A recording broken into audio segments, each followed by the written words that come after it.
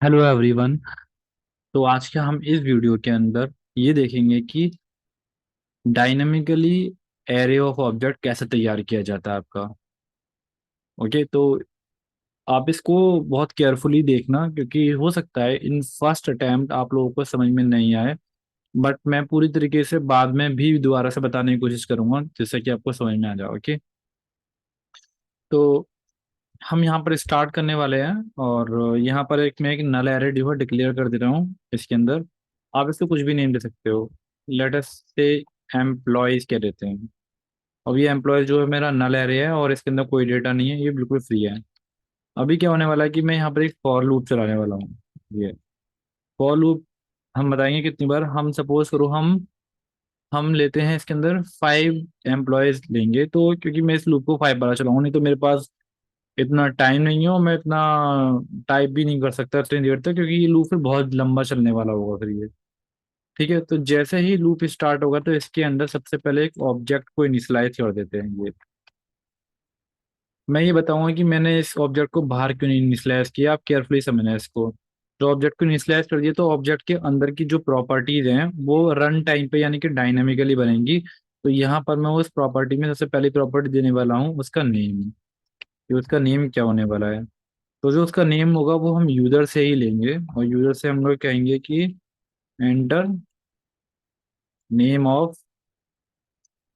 यहाँ मैं प्लस लगा देता हूँ और हम लोग यहाँ डालते हैं i+1। और यहाँ पर जो है थोड़ा सा स्पेस भी क्रिएट कर देंगे, i+1 employ.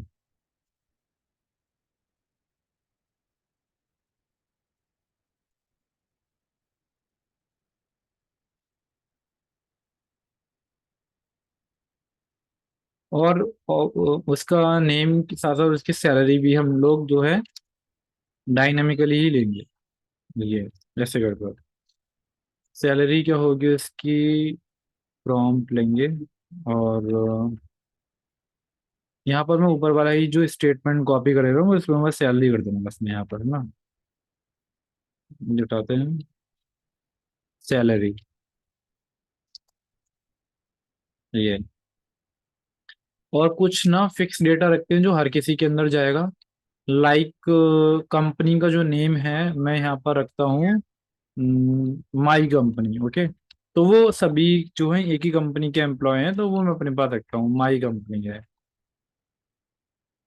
My company. Okay, तो ये सभी के अंदर जाएगा। और अगर आप कुछ डेटा चाहते हो, चलो वो तो मैं आपको बाद में बताऊंगा। थोड़ा सा इसके अंदर हम डेट का कॉन्सेप्ट और इंट्रोड्यूस कर देंगे तो पता चल जाएगा उससे, लेकिन अभी मैं इसको इतना ही रन करता हूँ और अभी मैं देखता हूँ कि क्या होने वाला है।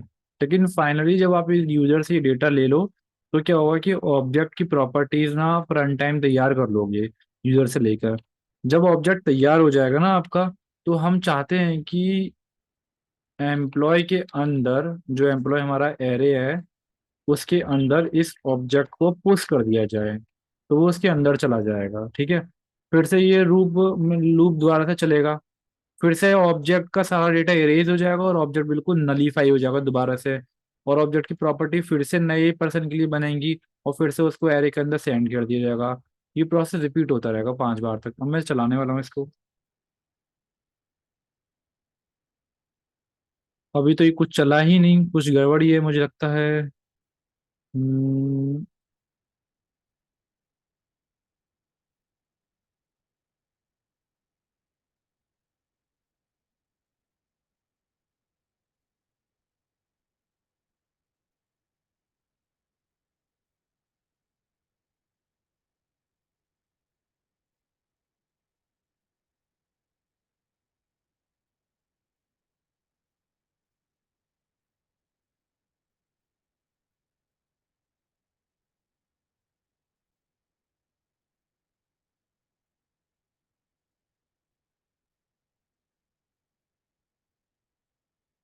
ओके, पता है क्या दिक्कत आ रहा है। ये दिक्कत ये आ रहा है कि ये चल तो रहा है आपका, लेकिन ये नहीं है कब उसके रूम में चल रहा होगा है ना, और मैंने यहाँ पर इसको ना फुल स्क्रीन पर यूटिलाइज किया हुआ है तो ये दिख नहीं रहा होगा। लेकिन मैं अभी आपको दिखाता हूँ, देखो ये चलने वाला होगा। देखो ये, देखो ये यहाँ चल रहा था और हम देख ही नहीं पा रहे थे इसको।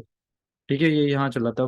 बाकी मैं उस क्रोम को जो वहाँ पर ठीक कर देता हूँ, मैं उसको ऐसे कर देता हूँ तो अब ये जो है आपका 1 मिनट को ये आपको यहाँ दिखने लगेगा। देखो बेहतर तरीके से दिख रहा है ना ये।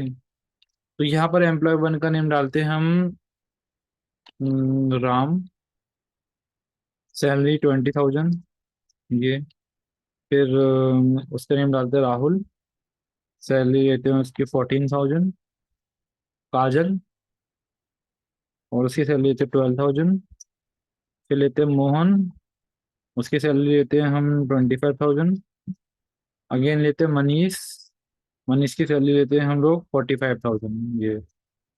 तो अब आप देखोगे कि मैं यहाँ पर जो है अब एम्प्लॉय अगर एरे में प्रिंट करता हूँ ना, तो एम्प्लॉय एरे के पास सारा डेटा होगा। भी देखोगे आप यहाँ पर, ये डेटा है सारा का सारा, देख रहे हो आप ये। तो इसे कहते हैं डायनेमिकली एरे तैयार करना ऑब्जेक्ट से।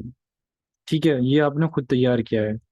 अभी अगर हम इसके अंदर नहीं है टाइम का भी कॉन्सेप्ट डाल दे कि हमने यूजर ने किस समय पर किस चीज की एंट्री की थी, तो देखना आप थोड़ा सा कॉम्प्लिकेटेड हो जाएगा, बट आपको समझ में तो आ ही जाएगा। मैं आपको दिखाने वाला हूँ, देखो फिर से इसको।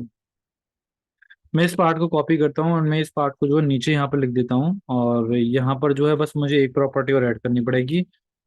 वो क्या होने वाली है अभी आप देखो यहाँ पर। Let time is equal to new, and यहाँ पर हम लोग डालते हैं date, and date dot to, और यहाँ पर हम लोग लेते हैं local time string to, local time string, ये। और अब ये जो टाइम होगा ये भी जो ऑब्जेक्ट की ही प्रॉपर्टी बन जाए। Object dot time is equal to time, मतलब ये तो मैंने टाइम अपने पास से ऑब्जेक्ट की प्रॉपर्टी बनाई है। आप यहाँ पे कुछ और भी लिख सकते हो। आप ये ले सकते हो ऑब्जेक्ट डॉट ड्यूरेशन, ठीक है। और इसके अंदर जाएगी टाइम की वैल्यू जो यहाँ से फैच होके बनेगी, रन टाइम पे बनेगी हर बारी, है ना। अब मैं इसको यहाँ पर एंट्री करवाने वाला हूँ, और हम यूजर का डेटा डालते हैं। मैं जल्दी जल्दी डेटा डालता हूँ मैं यहाँ पर, ये।